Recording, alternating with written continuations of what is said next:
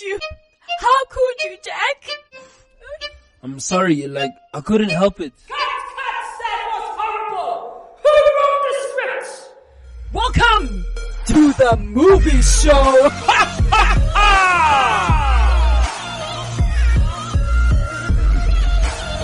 Active FM. What's up? What's up? Welcome back to The movie show. on Active FM. The movie show. Why? I feel like every time we do this, you forget. Wait. Okay. I'm Ryan And I'm Sash. And Welcome. you are in for a ride. of your life. Yeah, so Music, please. oh, okay, that is Ryan being the music, just in case you're wondering. So today we are going to be reviewing another movie because we are the movie show, and that is what we do. Sometimes, not all the time. Sometimes we do other things, but most of the time we review movies. And this week we are reviewing a movie called Arrival. Now, this movie I've wanted to watch for a very long time. Serious? Just basically because it's the cinematographer is Bradford Young, and if you guys don't know who Bradford Young is, go check him out. He did the cinematography for Han Solo, a Star Wars film, and there was something very specific and very unique about his cinematography that I was like, who is this guy? And then when I checked, he also did Arrival, I was like, I should check his other films as well. And then when I saw Arrival, I was like, yep, that's Bradford Young. He's one of those, what do you call this? I don't know if a method cinematographer is the word for it, but he has a very specific style to cinematography that is quite weird, but I actually really enjoy it. And it's actually quite simple. That's the thing about it. It's very simple the way he does this. Well, at least I think it's simple. But yeah, anyway, yeah. It comes across very natural. Extremely natural. Yeah. I mean, well, except for the part where they're in the helicopter. I mean, there's lights above them. I was just like, that's weird. Wow. But yes. So this film actually came out in the year 2016, and honestly, I did not know anything about this movie. I really didn't. Last week, Ryan was like, have you watched Arrival? I was like, nope. And then I searched it. The only person, I knew the two main actors, which is Amy Adams and Jeremy Renner. Jeremy Renner, for those who don't know, is Hawkeye. He plays Hawkeye in the Marvel Cinematic Universe. Amy Adams has also been in other films. She was actually Lois Lane in Superman. I don't know if you know that. Oh, yes, that's right. Yeah. So, and then, there's other actors that are familiar, but I didn't know anything about this film. Ryan had already watched it, and he was like, oh, you need to watch it. And then we do it for the movie show, and so I was like, okay, cool. No and problem. then, I went to where we record, and then, we sat down, and then I put on my headphones, I gave her a microphone, then I took my microphone, and then I hit record, and here we find ourselves now today. Yeah. Wow, look at that. Is that how we got you? I was wondering. But I enjoyed this film. No, it was cool. I think this was the first time, Sash, you even said before the show, you said, definitely want to watch this again. Yes. And I feel exactly the same. I actually want to watch it again. Okay, so let me just give you the heads up. So we're watching the movie. It's my family. So it's my father, my mother, my sister, and I. So we're sitting there. My mom didn't get into the movie. She didn't get into it. And probably 20 minutes or 30 minutes into the movie, she actually walked out. So she didn't get into it. My sister watched to the end.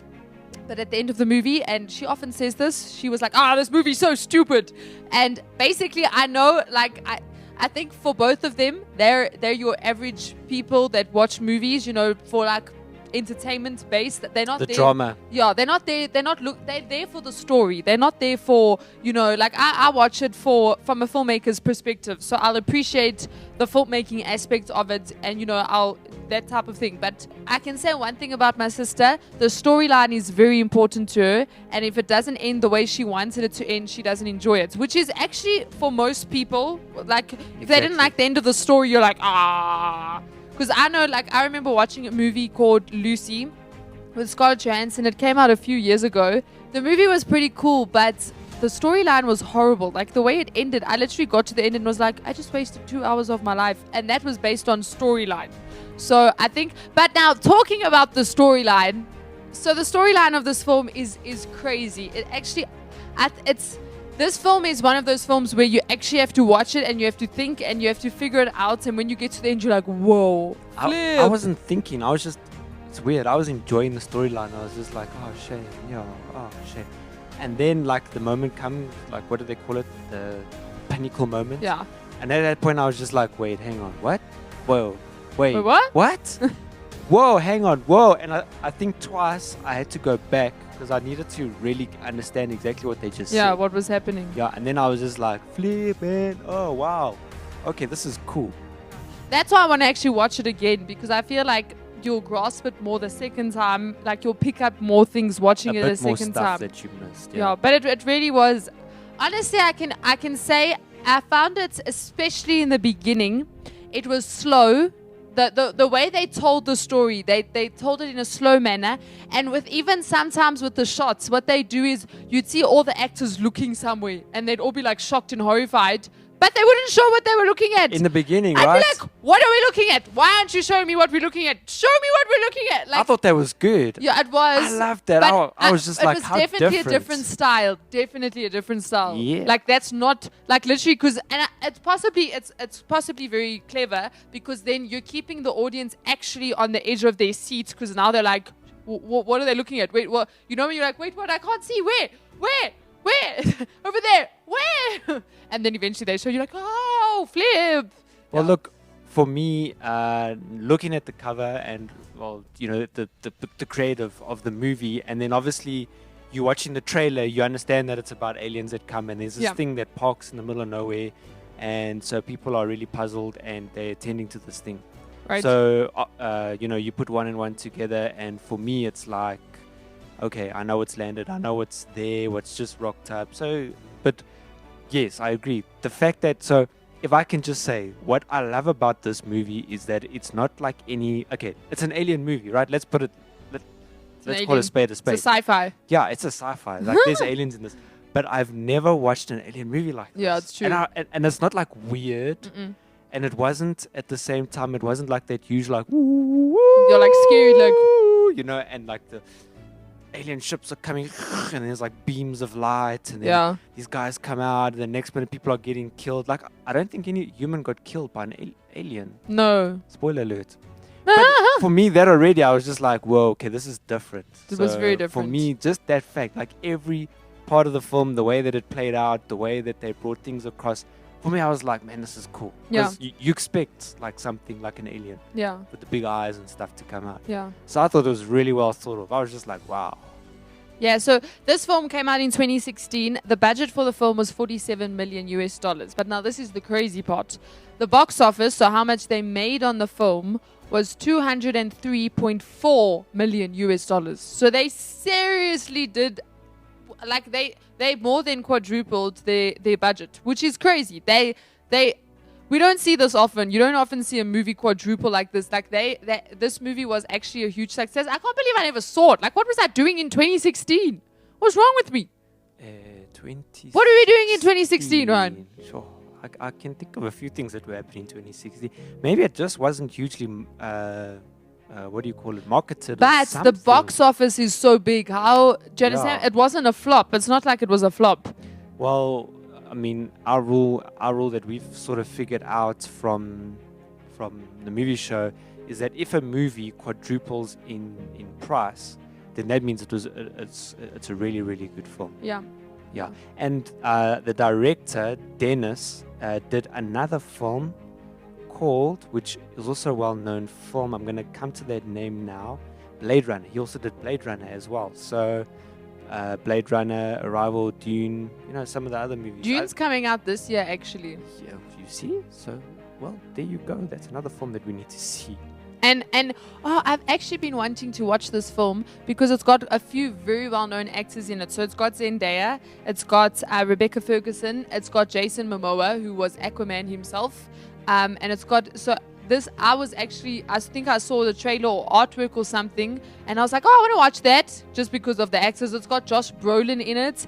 It's got Dave Bautista in it. So the actors, it's got Oscar Isaac. He's from Star Wars. He's in the Star Wars franchise. Oh, yeah. And then there's another guy, Timothy Chalamet, if I pronounce his name correctly. He actually acted, now get this right, I'm throwing you in the deep end on the movie show. So last year, I think it was last year, I stand to be correct, it was either last year or this year, they brought out, are you ready, Ryan? Are you ready this for year this? Or last year? Which one is It was last year. It was last year. They brought out. Are you ready? Are you ready, Ryan?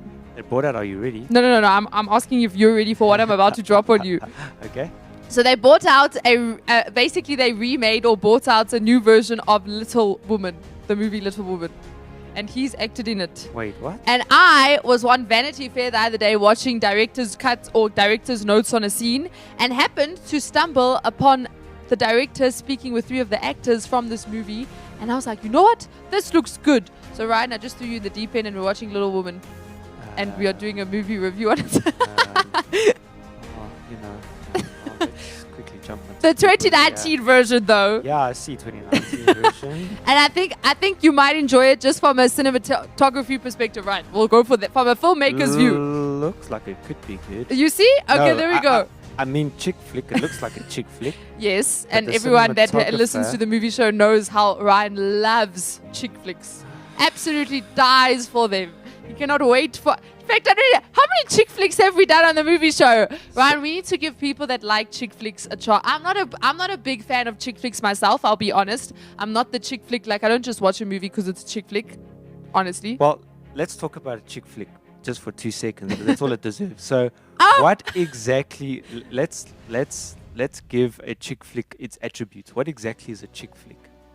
It's a chick flick that is a chick flick has a love story. In It's it, right? romance, yeah, definitely romance, There's a and guy often and drama. A girl, and they fall in love and they can't be together, and then at the end they get together or something like that, right? Well, that depends on, is it a chick flick or is it a romance or drama? Because Well, if it's this a is- drama, chances are they don't get together because one of them dies or something.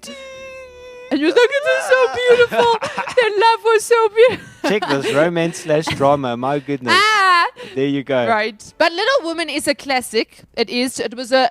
If you don't know, Little Woman was actually a book written by Jane Austen, who wrote quite a few similar books like Pride and Prejudice. She wrote books like that. So from that perspective, it is a classic.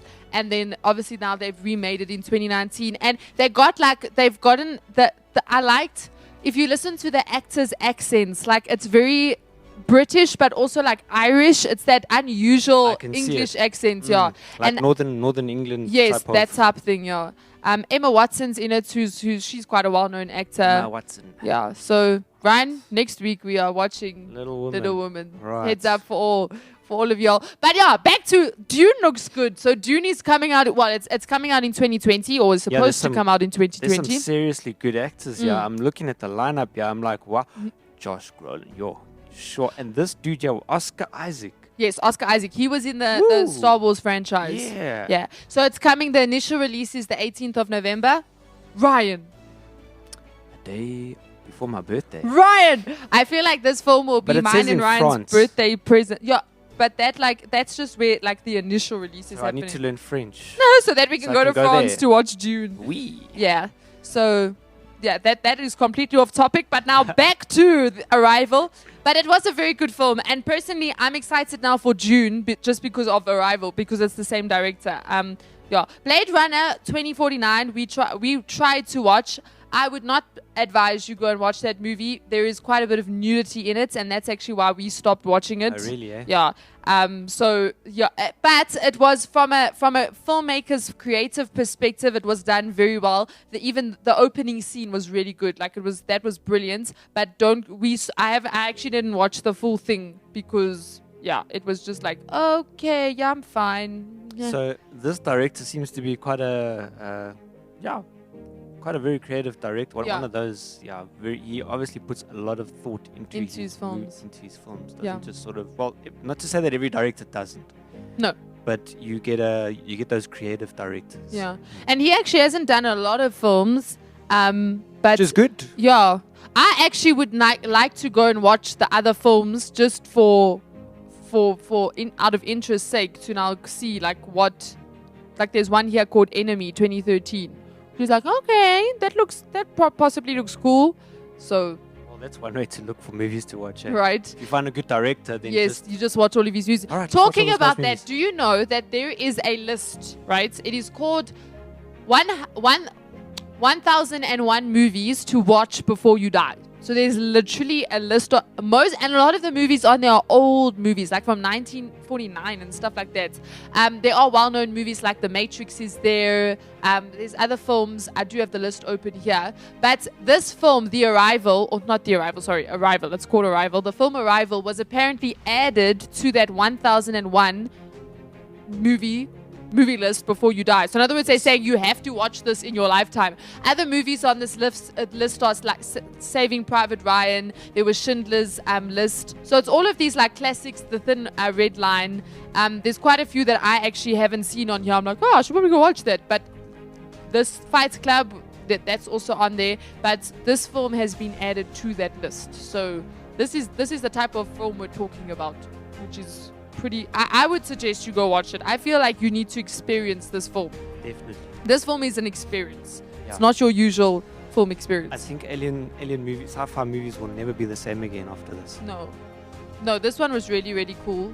So just to give you like a very basic high-level storyline, what happens is there are these 12 identical alien ships that land on Earth, but they all land in different locations around the world. Random locations. It's not even like there's anything special about the location, but it's 12 different locations. Wasn't here in South Africa? Yeah, there wasn't one in South Africa. There were 2 in the top of Africa. Right. So I don't know, too scared to come here. So what happens then is in each country, the people now go to the alien ship and actually they go into it. So that was quite interesting, and I actually read something to say that was intentional because the aliens had traveled so many kilometers or light years to get to Earth, and now the reason why they were hovering above ground was now that humans now had to make the initial contact because they had come that far to get to Earth. And the crazy thing about this is the aliens, like the whole time you're trying to figure out, and even the people in the movie are trying to figure out why are they here? What is the purpose for their reason? Why have they landed on Earth? Why are they here? Like, what are they doing? Anyway, so in America, the one that lands in one of the American states, they get a very well known linguist. So that's Amy Adams' character. So you as the audience and the people in the film are actually asking the question, why are they here? What is the purpose of the aliens? Why have they landed on Earth? So what they do is then in America, one of them lands in America, obviously, because they always land in America. Well, that's what I appreciate about the film. Like, it always happens in America. And then you find out other places. I'm like, oh. Yeah, they were shaped. They did go to other places in the world. But they're focusing on one specific spot, landing. Yeah. Yes. So they get a linguist who is Amy Adams. That's her character. And she's because the aliens don't speak English, right? Because aliens wouldn't speak English. Why would aliens speak English? They could learn our language. So now she's going there to basically figure out their language to be able to communicate with them so that they can ask the question, why are you here? What is the purpose of your landing? And then the whole film goes from there where they actually do figure out their language, which was quite interesting because it was in picture form. Their language, they spoke in symbols. Yeah. That they basically... Well, it was like writing, yeah. But it wasn't writing. It was like more art. Yes. And the crazy thing is, do you know that they actually created this language? They got linguists together and they created the alien language. That is so cool. It is cool. So basically, she figures out how to communicate with them, and then the whole story goes on from there. And they bring in, I'm not going to do any spoilers, but they bring in the whole concept of time. And that's where you're like, what? Because now, I'm not going to say it because I feel like I'm going to spoil it if I say it. And then I'm like that, the Bloodshot movie trailer where you watch the trailer and you feel like you just watched the whole movie. So, but they bring in the concept of time, which was also pretty cool. So this movie is actually not... you get films where it's in linear order. In other words, when the start of the movie is the beginning of the story and the end of the movie. You are trending on. Okay, I'm just going to say that. So there's different types of ways to do movies, right? You can do it normal time. You can start off with the end and then do the movie, or you can have the normal time. Yeah, yes. Or you can jump. Like there's a movie, The Prestige. Go watch that movie. Ryan, have you watched The Prestige? Nope. Ryan, you need to watch The Prestige. That movie was brilliant. They literally had 3. So they took the story at 3 different times and were showing you the 3 different times all at the same time. So you were seeing the beginning, the middle, and the end all in one go. Wow. It was brilliant the way they did that. It was really, at first you do get confused. It was very similar to Dunkirk, because Dunkirk they actually did the same. I don't know if you remember in Dunkirk. Yep, remember so that. it was at some point you're like, what? But then at the end you're like, that is brilliant. Yeah. So go watch this film because it's got that whole cool concept to it. Awesome. Yeah. All right, so just something that really, the first thing I obviously jumped into, because the only thing I wanted to know was, because in the film, should I even spoil this for the people? In the film, like the way that the alien ship comes around and the way they really present these guys, and then the way that they, you know what, can I tell you my favorite part of the film, one of my most favorite part of the film, is the first time that they approach the alien ship. Yeah. Because you could feel her fear. Yeah. You know what I'm saying? Yeah, you could. And I even made a note here. I remember even myself starting to shake. Seriously? Like, not because I was scared, because I could feel her fear. Yeah, like it the was anticipation. It was so brilliantly done. Yeah. Then, of course, stuff starts at you like, whoa, okay, wait, that is weird.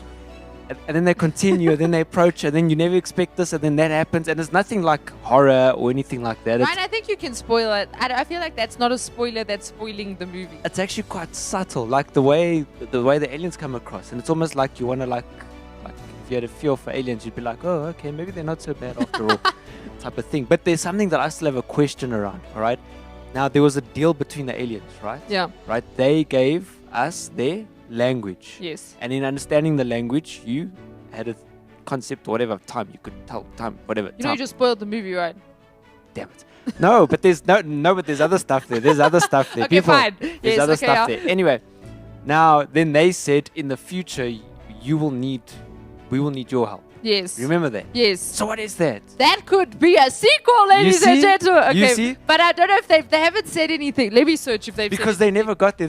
I was like, okay, they're leaving. I'm like, okay, so where they gonna need our help? Because they said something like in 50 years time. Yeah. They gave us they gave us their language, and then blah blah blah, etc. and so forth. So just some quick stuff about the production here. So the team used some standard trades of tricks of the trade, all right, including like live element composition. So in other words, they used a lot of extensions, matte paintings, that sort of stuff. By the way, there's the one wide shot, and you see, when you saw that mist, Yeah. the mist was real. Serious? That just happened to be on that day. And Oh, that's so cool. They were like, okay, this is cool, perfect. All right, so a lot of the stuff was really in-camera sort of effects and stuff, especially like there's gravitational tricks and stuff like that. The one thing that I was like, really? Wow. Because a lot of the VFX overlays included, now this is quite surprising, right, if you go check this out.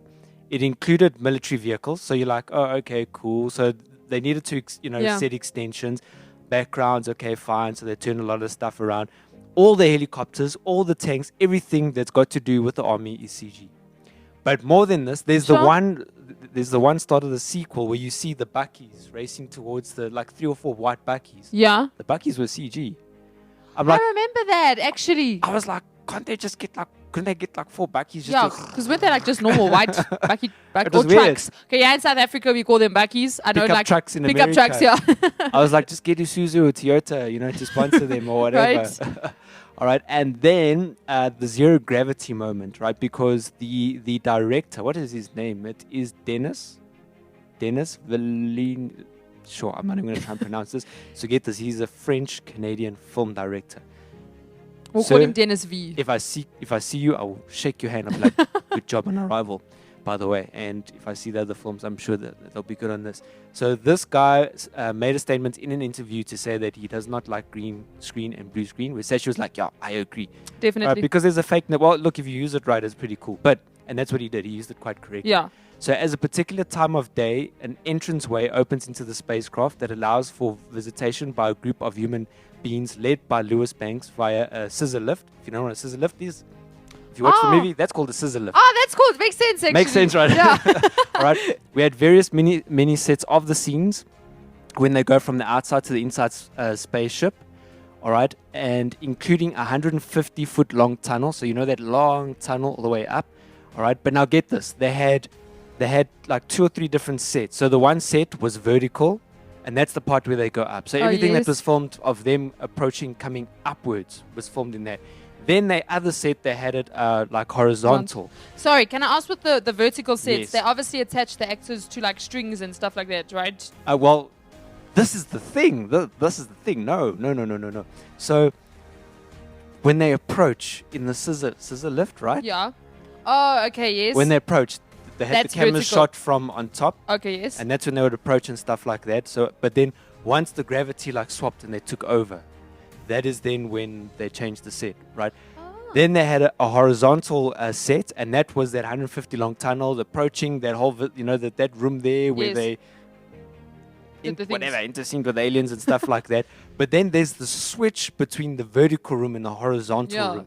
And what they did is that both sets they had a camera on a mechanical arm. So when they filmed the one, the other arm was replicating the movement of the other camera. Oh, that's so cool. And then when they switch between the two, they would often do some compositing to get the actors in and stuff like that. So go look at that scene when they're switching over the gravitation pull, and you can sort of look at how they worked between Sure. those two. The camera movement.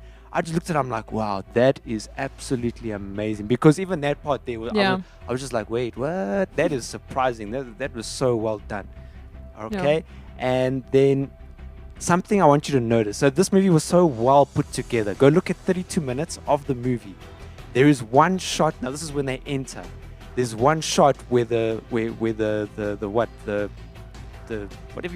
shot was flipped. upside Yes, I down remember that. when they come in, and I was like, man, that is bizarre, but Yes. I get exactly what they're trying to bring Yeah. across. And I was just like, wow, that is absolutely awesome.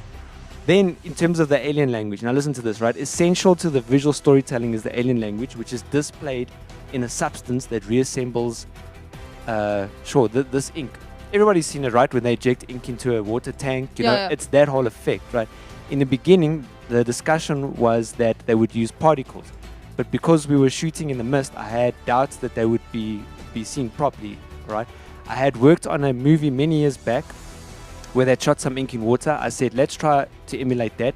The aliens throw ink, and that will form into what we call the logo mount, which is the alien language. But now get this, it wasn't an animation. This is the difficult thing, it was a simulation. Well, what is the difference between an animation? An animation, you sort of guide and move something along. So if the foot moves out, you just animate it from point A to point B. Yeah. A simulation is where, let's say, for example, scientists want to know, okay, how does something react? Let's say if a certain chemical work under a certain temperature or in a certain conditions, the computer then generates the heat of wherever this thing is, for example, the chemical. So if they want to know what does mercury do under 180 degrees, the computer can generate that. It can That's so simulate cool. that. You understand? So they imagine how they had to guide the ink to simulate and move exactly in that way, which made it look more natural. It was Yeah. pretty cool. And the thing that I loved about it is that it wasn't 2D. It was actually like very three-dimensional, Yeah. which is pretty cool. So, sure, like in terms of the CG, I say that they used the CG in the right way in this No, they movie. did. It was very creatively well done. And I think this is where I enjoyed the film. That's why I wasn't really paying attention too much to. I was looking at the lighting. I was like, wow, man, and like the way that I wasn't really expecting the contact with the aliens. And Yeah. then, of course, the way they just left everything, I was just like. And then the movie ended and the credits rolled, and I was like, I was alone in my room. And then I applauded loudly. And then I woke everyone. I'm just joking. No, but it was a good film. It was brilliant, yeah. I was thinking about it the day after, and I do want to watch it again. I actually want to watch it again, which is not. I don't say that about every film, but this one. Yes, This one was actually cool. exactly. Yeah. So yeah, this was a. If you haven't watched it, go watch it. It's a 2016 film. So if you missed it, we missed it too. It's okay. Sometimes we just miss good movies. And that's okay. Yeah, it's okay. Go watch it. It's and it's not long. That's one of the things we actually said. It It's was actually enjoyable. Yeah, it wasn't like this long. Because some of the movies now, you Yeah. have to you have to sit there and be like, it's okay. You can do this. You can finish this. Break it up in 90-minute Right, sections. watch it in parts. But no, it was very, very cool. So go watch Arrival, and then next week we will be reviewing Oh my goodness. Little Woman. We are getting Ryan to watch a chick flick. This is going to be deep.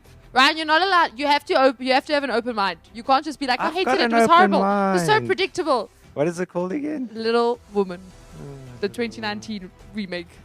Okay, this one more So while often Ryan than searches and starts sweating because he has to watch a chick flick, we are on social media platforms, Instagram, Twitter, Facebook, and TikTok. You can just search Active FM on on Instagram. You can also search the movie show, and you can find us there, where we will keep you up to date with all the shows that we're doing and everything the movie show. Yeah. Yep. We are also on Apple iTunes. Did I just say Apple iTunes? I just said that. They get what you say.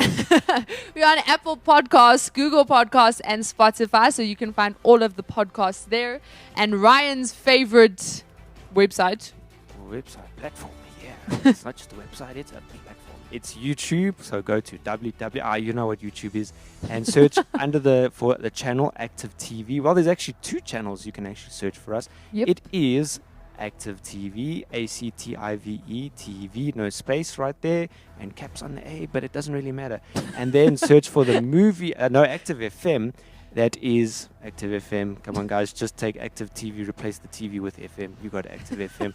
And look for the movie show on there, but also check out all the other Active FM shows on there as well. Yes. Guys, you cannot be bored. Yeah, and it's really very cool. informative, right? That is. There's actually one that I'm going to start. It is the one on astronomy. Is it astronomy? Yes, The Void Show. The Void Show. Yeah. Thank you. Now I know that. Yes, so I'm going to start listening to that one. So who's with me? Who's with me? Yeah. Yes, yeah, okay, there you go. Yes. Yeah.